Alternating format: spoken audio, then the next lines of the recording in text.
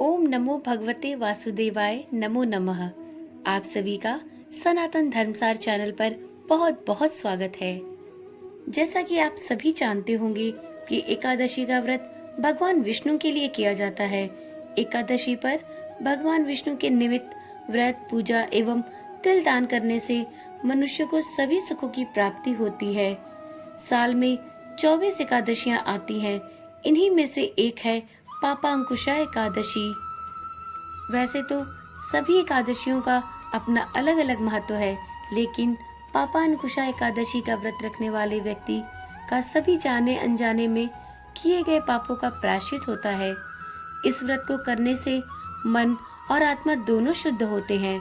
पापांकुशा एकादशी 1000 अश्वमेघ और 100 सूर्य यज्ञ करने के समान फल देने वाली है। इस एकादशी व्रत के समान अन्य कोई व्रत नहीं है। ऐसी मान्यता है कि इस दिन भगवान विष्णु की आराधना करने से और व्रत रखने से सभी पापों का नाश हो जाता है।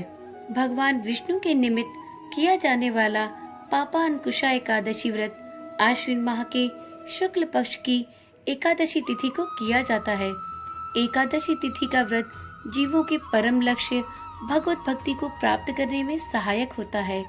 यह दिन जगत की पालनहार श्री विष्णु की पूर्ण श्रद्धा से सेवा करने के लिए अति शुभकारी एवं फलदायक माना गया है। इस दिन मनोवांछित फल की प्राप्ति के लिए भगवान विष्णु के पद्म नाभ स्वरूप की पूजा की जाती है। वैसे तो प्रत्येक एकादशी का अपना ही अलग महत्व है, लेकिन पापांकुशा एकादशी का व्रत रखने वाले व्यक्ति का सभी जाने अनजाने में किए गए पापों का प्रायश्चित होता है। इस व्रत को करने से मन और आत्मा दोनों शुद्ध होते हैं। पापांकुशा एकादशी 1000 अश्वमेघ और 100 सूर्य यज्ञ करने के समान फल प्रदान करने वाली होती है। इस एकादशी व्रत के समान अन्य कोई व्रत नहीं है। इसके अतिरिक्त जो व्यक्ति इस एकादशी की रात्रि में जागरण करता है वह स्वर्ग का अधिकारी बनता है। इस एकादशी के दिन दान करने से शुभ फलों की प्राप्ति होती है। पद्म पुराण के अनुसार जो व्यक्ति सुवर्ण, तिल, भूमि, गौ, अन्न, जल, जूते और छाते का दान करता है उसे यमराज के दर्शन नहीं होते। धर्म ग्रंथों में भी ऐसा वर्णित है कि कोई भी मनुष्य किसी भी तरह की कठिन तपस्याओं के द्वारा जो फल प्राप्त करता है वही फल इस एकादशी पर शेषनाग पर शयन करने वाले श्री विष्णु को नमस्कार करने से ही मिल जाते हैं और मनुष्य को यमलोक के दुख नहीं भोगने पड़ते। यह एकादशी उपवासक के मातृपक्ष के 10 और पितृपक्ष के 10 पितरों को विष्णु लोक लेकर जाती है। पापांकुशा एकादशी की पूजा विधि अत्यंत ही सरल है। पापांकुशा एकादशी के दिन गरुड़ पर विराजमान भगवान विष्णु के दिव्य रूप की पूजा की जाती है। कोशिश करनी चाहिए कि आप दशमी के दिन से ही भोजन का त्याग करें और एकादशी तिथि के दिन सुबह उठकर स्नान आदि कार्य करने के बाद व्रत का संकल्प ले और भगवान विष्णु का पंचामृत से अभिषेक कर पीला चंदन, अक्षत, मोली, फल, फूल, मेवा आदि अर्पित करें एवं भगवान विष्णु की धूप व दीप से आरती उतारें। इसके बाद एकादशी की कथा अवश्य सुने एवं ओम नमो भगवते वासुदेवाय मंत्र का जितना संभव हो सके जाप करें। ऐसा माना जाता है कि कोई भी व्रत तभी पूर्ण होता है जब उस व्रत की कथा को सुना या पढ़ा जाए। पुराणों के अनुसार प्राचीन काल में विंध्य पर्वत पर एक क्रूर बहेलिया रहता था। उसने अपनी संपूर्ण जिंदगी हिंसा, लूटपाट, मद्यपान और गलत संगति में व्यतीत कर दी।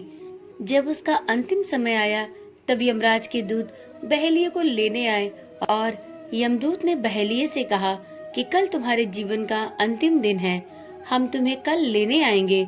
यह बात सुनकर बहेलिया बहुत भयभीत हो गया और महर्षि अंगिरा के आश्रम में पहुंचा और महर्षि अंगिरा के चरणों पर गिरकर प्रार्थना करने लगा। बोला, हे महर्षि, मैंने संपूर्ण जीवन गलत कार्यों में बिता दिया और अब जब मृत्यु मेरे सन्निकट है तो मुझे अत्यंत भय लग रहा है। मुझे कोई ऐसा उपाय बताइए जिसको कर मैं अपने इन गलत कार्यों का प्रायश्चित कर सकूं और यमलोक की यात्रा मुझे ना करनी पड़े। महर्षि अंगीरा ने बहेलिये से प्रसन्न होकर कहा कि तुम अगले दिन ही आने वाली आश्विन शुक्ल की एकादशी का विधि पूर्वक व्रत करना। बहेलिये ने महर्षि अंगीरा के बताए हुए विधान से विधि पूर्वक पापा अंकुशा एकादशी का व्रत किया।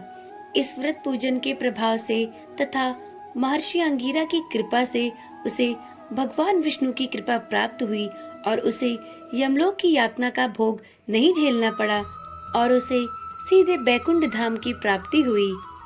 अतः इसी वजह से पापांकुशा व्रत को यम की यातना न झेलने और सीधे स्वर्ग लोक की प्राप्ति हेतु अत्यंत ही पुण्यकारी व्रत माना जाता है। उम्मीद करती हूँ यह वीडियो आपको रोचक लगी होगी। यदि यह वीडियो आपको पसंद आई हो तो वीडियो को लाइक करें और इसी प्रकार की कथाएं सुनने के लिए चैनल को अवश्य ही सब्सक्राइब करें। तो चलिए कल मिलते हैं एक नई कथा कहानी के साथ। तब तक के लिए ओम नमो भगवते वासुदेवाय नमः। विष्णु भगवान की जय हो।